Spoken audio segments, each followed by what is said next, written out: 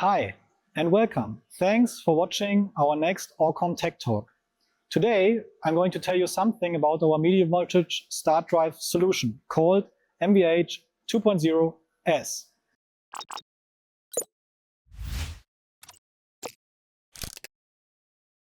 Basically, we are talking about a standard and well-known AuCom medium voltage frequency drive, just used for motor starting. The MVH 2.0 can be seen as the heart of the system, whereas the AuCom system controller, short ASC, can be seen as the brain of the system. The ASC is doing everything related to the drive and the motor, but slowly I will explain to you one step after the other. Beside the VFD, we have a switchgear lineup like this, with different setups. This setup, for example, is for 6.6 kV grid connection, operating 6 motors with 169 amp full load current in a pumping station. The motors can get started one after the other, and in the end all 6 motors can operate at the same time, all started with only one VFD. Here we have a similar system with a different setup. This system is built for a 10 kV grid, starting 2 different motor currents. In the parameter settings of the VFD, we are able to add 4 different motor parameters to start. Also, based on customer request, we are able to add different motor protection relays. Now, let me explain you something about the different cabinets of the start drive switchgear solution. Of course, we will start with the incoming cabinet where the grid is connected to. Besides the grid connection, we also have the output for the MV-VFD. Before the output, we have the disconnect earthing switch, so you are able to open the VFD for maintenance even if the other motors are running.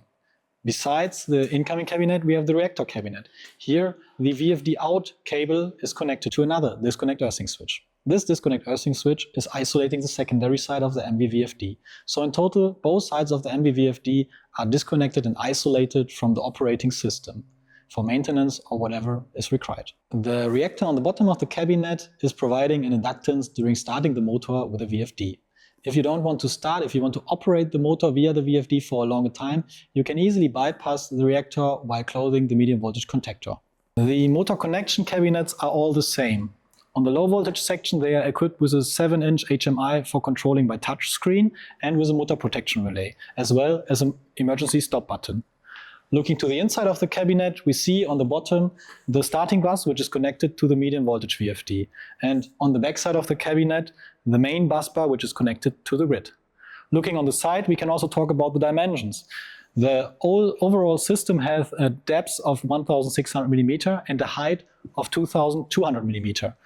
In the width, the motor panel has a width of 600 mm and the incomer and reactor panel a width of 800 mm.